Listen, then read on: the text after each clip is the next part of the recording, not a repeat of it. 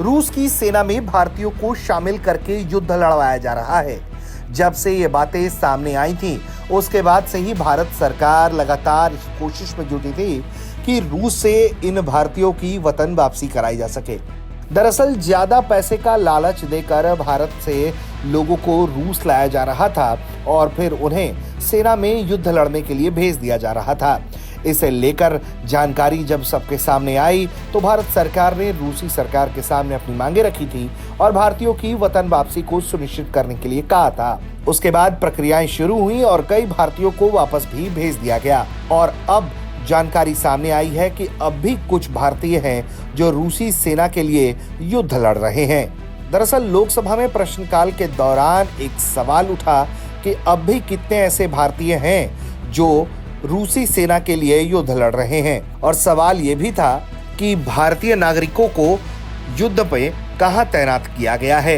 क्या भारतीय मिशन वहां पर सभी फंसे हुए लोगों की पहचान सुनिश्चित कर पाया है और उन्हें वापस लाने के लिए क्या किया जा रहा है। इसे लेकर विदेश मंत्रालय के राज्य मंत्री कीर्तिवर्धन सिंह ने जानकारी पेश की है। लोकसभा में उन्होंने जानकारी देते हुए कहा है कि लगातार भारत सरकार और रूसी सरकार के बीच बातचीत का नतीजा ये रहा कि ज्यादातर भारतीयों को वहां की सेना की ड्यूटी से डिस्चार्ज कर दिया गया है और उनमें से ज्यादातर लोगों की भारत भी वापसी कराई जा चुकी है।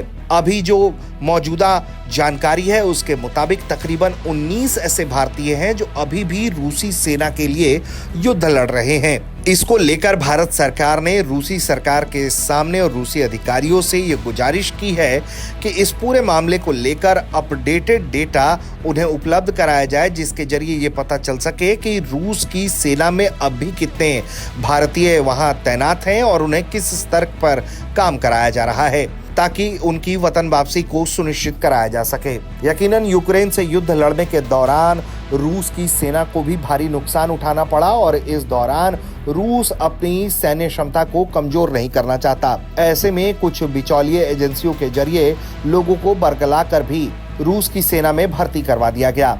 लेकिन जब इसकी जानकारी भारत के प्रधानमंत्री, भारत के विदेश मंत्री ने रूस की सरकार को दिया, राष्ट्रपति पुतिन को दिया, तो उन्होंने भारतीयों की सकुशल वापसी को सुनिश्चित करने का आश्वासन दिया था, जिसके बाद कई भारतीयों की वहां से वतन वापसी हो चुकी है और अब भी ऐसे 19 लोगों की जानकारी है जो वहां की सेना में काम कर रहे हैं, जिन्हें जल्द ही वहां से छुड़ा लिया जाएगा।